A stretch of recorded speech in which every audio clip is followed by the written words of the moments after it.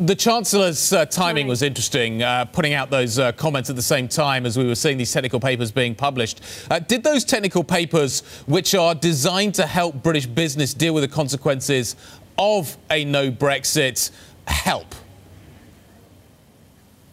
I think it depends on the sector that you're in. I think in financial services and pharmaceuticals, we definitely saw some commitment to unilateral measures that the government said that it would introduce to try and mitigate the impact of no deal. In financial services, it talked about providing temporary authorization for EU firms operating in the City of London to continue trading and servicing clients here. And in pharmaceuticals, they said that they would continue to automatically recognize sort of the standard certification of EU providers on pharmaceutical drugs. But I think in other sectors, there's a lot left to be seen. And I would say single out particularly on goods trade. It doesn't necessarily look like the government is committing now to waiving any import requirements, which are really important to the flow of goods across borders and across the channel. Yeah, the haulage companies in particular, the comments that I've seen from them seem to be suggesting that there are significant issues that will be faced, particularly when it comes to dealing with the exercise agents, of which they claim that there simply aren't enough. Therefore, can I start to maybe get a little bit more belief in what the Chancellor is saying and the impact that he feels a hard Brexit will have?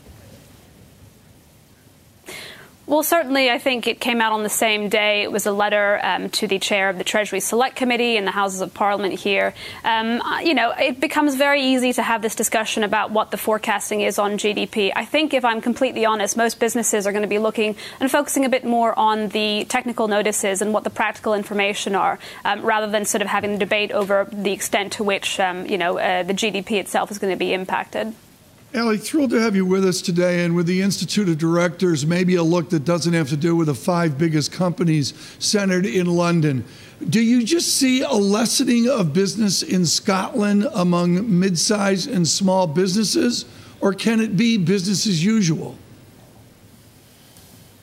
Well, I think actually for a lot of the small and medium-sized enterprises, it is business as usual. But at the same time, that's part of our concern is that, when we've done research among the membership, less than a third have really done any active contingency planning, because most of the smaller companies that we're talking to are sort of overwhelmed just getting on with the day job of running a business, dealing with ongoing known quantity compliance requirements, and they have no idea how to actually make those adjustments in advance of Brexit to know how to deal with it. Legal advice is costly. We've certainly put out as much guidance as possible. But what I think we want to make sure doesn't happen is that we have a day one no deal scenario from next March and people are taken by surprise. So I think hopefully the no deal notices and information provided by government helps serve as a call to action to some of those businesses to explain and understand to them from their perspective how they can actually take some basic first steps.